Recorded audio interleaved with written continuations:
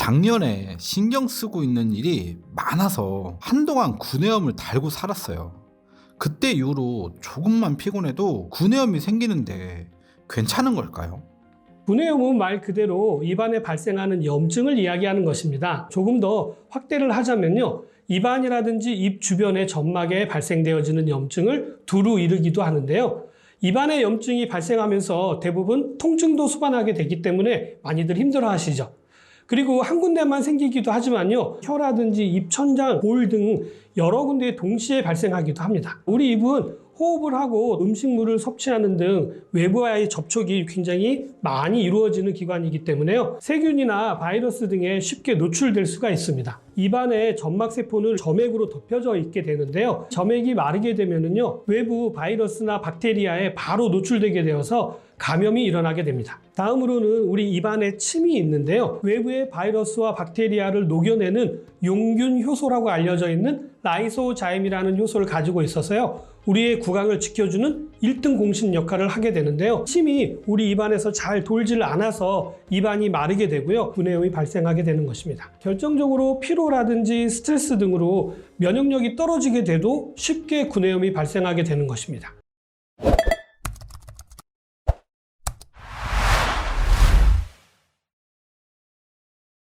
구내염은 첫 번째로는요, 아프타성 구내염인데요. 다른 말로 궤양성 구내염이라고도 합니다. 가장 흔한 구내염으로 스트레스라든지 피로로 인해서 원인이 될 수가 있고요. 수면이라든지 영양 부족, 비타민 B2의 결핍에 의해서도 쉽게 발생하기도 합니다. 여성의 경우에는요, 호르몬의 불균형이 생기면서 체력의 소모가 많아지는 생리 전이라든지 임신 기간에도 자주 발생하기도 하고요. 특별한 케이스이긴 합니다만 자가 면역 질환인 베체트병의 경우에는요, 구내염 증상이 장기적으로 지속되고요, 반복되는 증상을 이야기하는데요. 신경 베체트병의 경우에는요, 첫 증상이 결막염이라든지 구내염으로 시작을 하게 되는데요. 점막 위주로 염증이 발생되었다가 나중에는 위장, 대장, 소장으로 번지고요. 더 심한 경우에는요, 심장이나 폐장까지도 염증이 발현되어지는 최악의 염증성 질환으로 번질 수도 있습니다. 대표적인 증상으로는 입안에 점막이 생기는 경계선이 아주 뚜렷한 작은 종양으로 표면이 흰색 또는 약간 노란색의 막으로 덮여져 있고요. 구강 점막에 붉은 띠를 나타내는 구내염으로 보통 1, 2주 정도 지나면 자연스럽게 치료가 되고요. 흔적도 거의 남지 않는 편입니다. 두 번째로는 우리가 잘 알고 있는 헤르페스성 구내염입니다. 헤르페스 바이러스에 감염이 되어서 발생하게 되어지는데요. 잠복기를 거쳐서 발진이라든지 때로는 고열 또는 림프종 등의 증상들도 같이 동반되기도 합니다. 생후 6개월 이상 된 영유아에게도 쉽게 나타나는 편이고요. 입술 주위에 많이 나타나고요. 이 부분에 자극이라든지 매운 음식물이 닿게 되면요, 막 쓰다리듯이 통증이 나타나기도 합니다. 계속해서 신경이 쓰이는 통증이 수반되는 아주 짜증이 나는 질환이죠. 더군다나 한번 발생하게 되면은요, 언제든 재발이 된다는 것이 더 짜증이 나는 질환인데요. 헤르페스 바이러스는 우리 체내에 잠복하고 있다가요, 면역력이 떨어지게 되면은 언제든지 재발이 된다는 것이 특징입니다. 이런 바이러스가 또 있죠. 대상포진의 원인인 수두 바이러스입니다. 우리 몸 안에 잠복하고 있다가 면역력이 떨어지게 되면은 대상포진으로 나타나게 되는 것과 같은 원리입니다. 헤르페스나 대상포진을 일으키는 수두 바이러스는요, 애초에 걸리지 않는 것이 사실은 정말 중요합니다. 한번 걸리면 언제든지 재발이 되기 때문이죠. 여러 스포를 만들어내는 다발성 구내염은요, 붉은 물집이 형성되고 헐어서 터지게 되면요, 심한 통증이 동반되기도 하고요. 때로는 고열이 나는 경우도 있습니다. 이와 유사한 질병이 수족구병이 있는데요. 주로 아동기 어린 아이들에게 많이 발생하는 전염병입니다. 세 번째로는 카타르성 구내염입니다. 요즘 학생 중에요, 치아 교정을 하는 친구들이 많이 보이던데요. 틀니라든지 때로는 뜨거운 음식으로 인한 화상 같은 경우에 혀나 볼을 이렇게 씹는 경우에 상처로 인해서 감염이 되는 경우를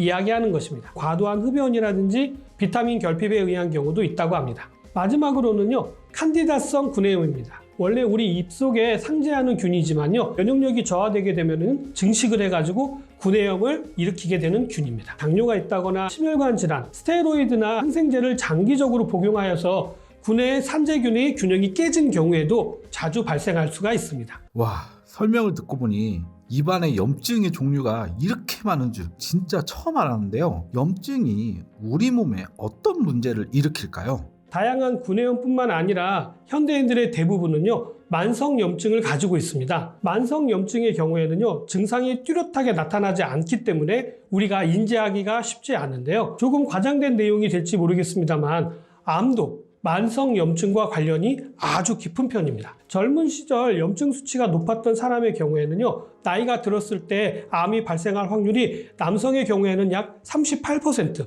여성의 경우에는요, 약 29%나 더 높아졌기 때문입니다. 인터넷 같은 데 보시면 만성염증이 있는지를 알아보는 테스트를 비롯하여서 어지럽다라든지 두통이 있다라든지 설사를 자주 한다든지 복통이 있다든지 피부 트러블이 자주 생긴다, 근력이 떨어진다, 동맥경화가 있다, 안구 건조증이 심하다, 피부 가려움증이 있다 등등으로 만성염증이 있다고 이야기합니다만요, 신빙성이 많이 떨어지는 근거를 만들어내는 이야기고요. 구체적으로 좀 말씀을 드리자면 비염이라든지 축농증, 부비동염이 있으신 분들, 간염이 있으신 분들, 종기가 자주 발생하시는 분, 눈 다래끼가 자주 나시는 분, 감기 몸살에 자주 걸리시는 분, 염증성 질환이 자주 반복해서 발생하시는 분들이라든지 알러지나 아토피가 있으신 분들, 염증성 질환이 있으신 분들이 대표적이고요. 수치적으로 이야기할 수 있는 부분은요, 혈액 검사에서 CRP 수치가 높으신 분이라든지 백혈구 수치가 높으신 분들, ESR이라고 하는 적혈구 침강 속도가 높으신 분들, 호중구 수치가 높으신 분 등등을 들 수가 있습니다. 이러한 염증은 우리의 약한 부분으로 나타나게 되는데요. 머리로 나타난다고 한다면 지루성 피부염으로 볼 수가 있고요. 귀로 나타난다고 하면 중이염이라든지 아니면 내이염, 눈으로 나타나면 결막염, 각막염, 코로 나타나게 되면 비염이라든지 부비동염, 입으로 나타나게 되면 구내염, 치주염, 치은염, 설염, 후두염, 편도선염, 이하선염, 폐로 나타나면 폐렴, 식도염, 위염, 십이지장염, 간염, 췌장염, 비장염, 담낭염, 장염, 치매하고도 아주 연관이 깊은데요. 40대에서 50대 성인에게 혈액 속 염증 수치 5가지를 측정한 뒤에요, 24년 후에 70대가 되었을 때 뇌 부피와 치매 유무를 조사한 결과 약 20년 전 혈액 속 염증 수치가 5가지 중에 3가지 이상 높게 나온 경우라고 한다면 뇌 부피가 5% 이상 감소가 되었고요. 치매에도 영향을 미쳤다는 연구 결과도 있습니다. 만성 염증은 여러 가지 문제를 발생시키게 되는데요. 그렇다면 염증이 얼마나 지속되면 만성염증으로 보아야 할까요? 한 달 이상 지나도요, 염증성 질환의 차도가 나타나지 않는다면 만성염증을 의심해 보셔야 하고요. 즉각적인 증상은 나타나지 않지만 혈액검사를 통한 수치라든지 아니면 증상이 주기적으로 나타나거나 면역력이 떨어질 때 자주 반복적으로 나타난다면요, 만성염증을 의심해 보셔야 합니다. 구내염뿐만 아니라 염증 자체가 엄청난 문제를 일으키게 되는 것 같은데요. 만성 염증이 발생하지 않게 하려면 어떻게 해야 할까요? 매번 하는 질문이지만 도움이 되는 식품이나 성분이 있으면 꼭 알려주세요. 먼저 염증이 좋아하는 성분을 피하시는 것이 중요한데요. 지방과 액상 과당, 그리고 트랜스 지방입니다. 항산화 성분은 많이 섭취하시는 것이 좋습니다. 직접적으로 염증을 줄이는 식품도 있는데요. 프로폴리스는 천연의 항생제로 불리는 물질이죠. 다음으로는 강황에 들어있는 커큐민을 들 수가 있는데요. 면역력을 높여주기 때문에요, 암 환자분들도 많이 드시는 식품입니다. 생강이라든지 마늘도 염증을 낮춰주는 데 도움이 되고요. 결국 염증은 모두 면역 반응으로 나타나는 증상으로 면역력을 적절하게 잘 관리하시는 것이 가장 중요하겠죠. 오늘은 피곤하면 쉽게 발생되어지는 구내염에 대해서 말씀을 드렸고, 만성염증에 대해서 알려드렸는데 어떻게 좀 도움이 되셨나요? 저는 다음에 좀 더 도움이 될 만한 내용 가지고 다시 찾아뵙도록 하겠습니다. 감사합니다.